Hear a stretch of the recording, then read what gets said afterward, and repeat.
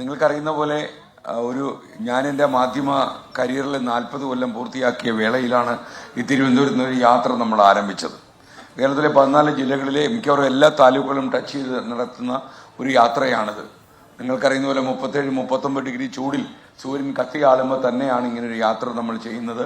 മാത്രമല്ല ഈ യാത്ര ചെയ്യുമ്പോൾ എൻ്റെ ഒരുപക്ഷെ ഒരു 4 പതിറ്റാണ്ടോളം നീണ്ടുപോയ ഒരു മാധ്യമ ജീവിതത്തിൽ ഞാൻ ഏറ്റവും ഏറ്റെടുത്തതിൽ എനിക്ക് മനസ്സിന് ഒരു വേണ്ടിയിരുന്നു എന്ന് തോന്നിയ ഒരു ദൗത്യമാണിത്. ഒരുപാട് ടെലിവിഷൻ പരിപാടികളൊക്കെ ഞാൻ അവതരിപ്പിച്ചിട്ടുണ്ട്, നിങ്ങൾ കണ്ടിട്ടുണ്ടാവുകയും ചെയ്യും പല ചാനലുകളിൽ. പക്ഷെ അതിനേക്കാളുമെല്ലാം ഈ നമ്മുടെ കേരളത്തിൽ വന്ന് സംഭവിച്ചിരിക്കുന്ന ഈ മഹാ അപജയം, അതിൽ നിന്ന് നമ്മുടെ കേരളത്തെ വീണ്ടെടുക്കാൻ നമുക്ക് ഒരു ജനസാഗരം പോലെ ഒന്നിച്ച് പ്രവർത്തിക്കേണ്ട സമയമാണ്.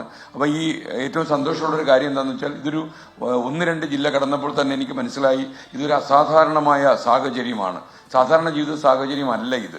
കാരണം നമുക്കൊരിക്കലും മനസ്സിലാക്കാത്ത രീതിയിൽ ഈ MDMA പോലുള്ള മാരക ഈ സിന്തറ്റിക് ലഹരി ആഴത്തിൽ വേര് പിടിച്ചു കഴിഞ്ഞു നമ്മുടെ കേരളത്തിൽ.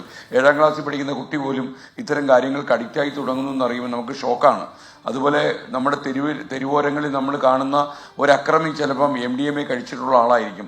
അതുകൊണ്ട് എനിക്കൊന്നും സംഭവിക്കില്ല, എൻ്റെ കുട്ടികൾ എല്ലാം നല്ല ശുദ്ധരായ കുട്ടികളാണ് എന്ന് പറയുന്നതിൽ അർത്ഥമില്ല. പൊതുസമൂഹത്തിൽ നമ്മൾ യാത്ര ചെയ്യുന്നെങ്കിൽ, നമ്മൾ പൊതു ഇടങ്ങളിൽ യാത്ര ചെയ്യുന്നെങ്കിൽ ഇത് ശരിക്കും ഈ അക്രമ സംഭവങ്ങൾ നമ്മുടെ നാട്ടിൽ കൂടുന്നു. 2 മാസം കൊണ്ട് 70 കൊലപാതകങ്ങൾ, അതിൽ 30 കൊലപാതകങ്ങളും MDMA കഴിച്ചവർ. അതുപോലെ ഏറ്റവും പ്രധാനപ്പെട്ട കാര്യം, മക്കൾ അമ്മമാരെ വേറിട്ട രീതിയിൽ കാണുന്ന സാഹചര്യം പോലെ ഉണ്ട്. ഈ അടുത്തിടെ ഒരു അമ്മ പരാതിപ്പെട്ട നിങ്ങൾ ശ്രദ്ധിച്ചിട്ടുണ്ടാവും.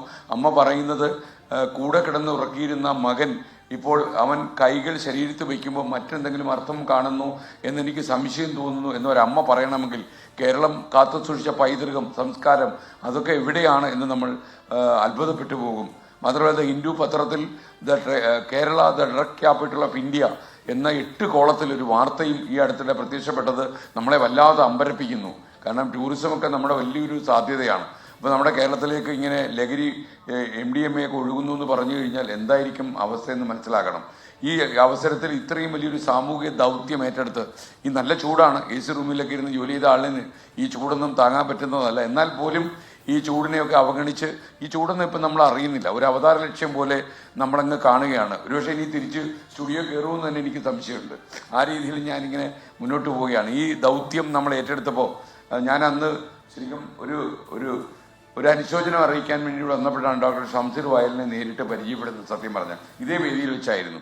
പക്ഷേ ഞാൻ അദ്ദേഹത്തോട് ഇങ്ങനെ ഒരു ദൗത്യം ഏറ്റെടുക്കുന്നു, അങ്ങുകൂടി ഇതിനകത്ത് പങ്കാളിയാകണമെന്ന് പറയുമ്പോൾ വളരെ സന്തോഷത്തോടെ, അതും അദ്ദേഹത്തിൻ്റെ സ്പീഡൊക്കെ എനിക്ക് വളരെ അത്ഭുതമായി. കാരണം സാധാരണഗതിയിൽ എൻ്റെ ഓഫീസിലേക്ക് ഒരു മെസ്സേജ് അയച്ചാൽ പോലും ഒരല്പസമയം എടുത്തിട്ട് നമ്മളെല്ലാം ഒന്ന് ആലോചിച്ചിട്ടേ നമ്മൾ റിപ്ലൈ ഒക്കെ അയക്കും. നമ്മുടെ സാമ്പത്തിക ശാസ്ത്രജ്ഞന്മാരെയും മറ്റുള്ളവരെയും ഒക്കെ നമ്മൾ അന്ന് അന്വേഷിക്കും.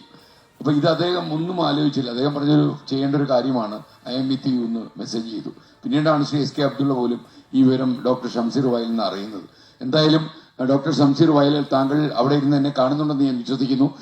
നമ്മൾ SK40 എന്ന് പറഞ്ഞ് എക്സ്ക്ലൂസീവായിട്ട് ഒരു YouTube ചാനൽ തന്നെ നടത്തുന്നുണ്ട്. അപ്പോൾ മാത്രമല്ല ലേക്ഷോറിന്റെ ഒരു ആംബുലൻസും ഞങ്ങളെ ഫോളോ ചെയ്യുന്നുണ്ട്. ഞാൻ വിജയകുമാറിനോട് പറയായിരുന്നു, ആംബുലൻസ് വിട്ട് എന്തായാലും നന്നായി. കാര്യം അത്രയും വലിയൊരു മാഫിയ സംഘത്തോട് ഏറ്റുമുട്ടുമ്പോൾ ഒരു ആംബുലൻസ് കൂടെ ഉള്ളത് എന്തുകൊണ്ടും നമുക്ക് ഉപകാരപ്പെടും എന്ന് ഞാൻ പറയായിരുന്നു തമാശയ്ക്ക്. എന്നാൽ ഇന്ന് ആംബുലൻസ് കൊണ്ട് വണ്ടിയിൽ നിന്ന് വീണ ഒരാൾക്ക് ചെറിയ ചികിത്സ കൊടുക്കാൻ നമ്മുടെ കൂടെ സഞ്ചരിക്കുന്ന ആ സുഹൃത്തുക്കൾ അത് അപ്പം തന്നെ ചാടിയിറങ്ങി ചെയ്തു കൊടുത്തു. അപ്പോൾ അവർക്ക് തന്നെ അത്ഭുതമായി. അപ്പോൾ അവർ ചോദിച്ചു, മെഡിക്കൽ സംഘമൊക്കെ ആയിട്ടാണോ നിങ്ങൾ യാത്ര ചെയ്യുന്നൊരു സുഹൃത്ത് എന്നോട് ചെവിയിൽ ചോദിക്കുകയും ചെയ്തു. ഞാൻ പറഞ്ഞു, ശരീരശാസ്ത്രമല്ലേ ഏറ്റവും വലുത്, അപകടത്തിലാകരുതല്ലോ. അപ്പോൾ ഡോക്ടർ ഷംസീർ വയലിനോട് ഒരു താങ്ക്സ് പറഞ്ഞ് നമ്മുടെ ഈ ബന്ധം വഷളാക്കുന്നില്ല. എന്തായാലും നമ്മുടെ നെറ്റ്വർക്കും അങ്ങയുടെ ഈ വലിയ സ്ഥാപനവും തമ്മിലുള്ള വലിയൊരു ബന്ധത്തിന്റെ തുടക്കമായിട്ട് ഞങ്ങൾ ഇതിനെ കാണുന്നു. ഒരുപക്ഷെ കേരളം നമ്മൾ പ്രതീക്ഷിച്ചതിനേക്കാളും ഏറ്റവും വലിയ ഒരു ചതിക്കുഴിയിൽ വീണിട്ടുണ്ടോ എന്ന് സംശയമുണ്ട്. 2021 മുതലാണ് കേരളത്തിൽ ഈ രാസലഹരിയുടെ സാന്നിധ്യം കണ്ടു തുടങ്ങിയത്. പക്ഷെ നിങ്ങൾ ആ കണക്ക് എടുത്തു കഴിഞ്ഞാൽ നിങ്ങൾ അത്ഭുതപ്പെടും. ആദ്യം 600 കേസുകളാണ് റിപ്പോർട്ട് ചെയ്തതെങ്കിൽ അടുത്ത വർഷം അത് 1200 ആകുന്നു, പിന്നീട് 2000 ആകുന്നു, 3000 ആകുന്നു. ഈ 2025 ജനുവരി ഫെബ്രുവരി മാസത്തിൽ ഏതാണ്ട് 600-700 കേസുകൾ ഓൾറെഡി റിപ്പോർട്ട് ചെയ്ത് കഴിഞ്ഞു. അപ്പോൾ ഒരുപക്ഷെ നമുക്ക് ഈ വർഷം ഏറ്റവും കൂടുതൽ കേസുകൾ റിപ്പോർട്ട് ചെയ്യും. പിന്നെ നമ്മുടെ ഈ യാത്ര കൊണ്ടുണ്ടായ ഒരു ഗുണം, പ്രത്യേകിച്ച് നമ്മുടെ ടെലിവിഷൻ നെറ്റ്വർക്കിൽ എക്സ്ക്ലൂസീവായിട്ടുള്ള ഒരു YouTube ചാനലൊക്കെ പോകുന്നുണ്ടാണോ എന്ന് അറിയില്ല, വലിയ ജനപിന്തുണയാണ്.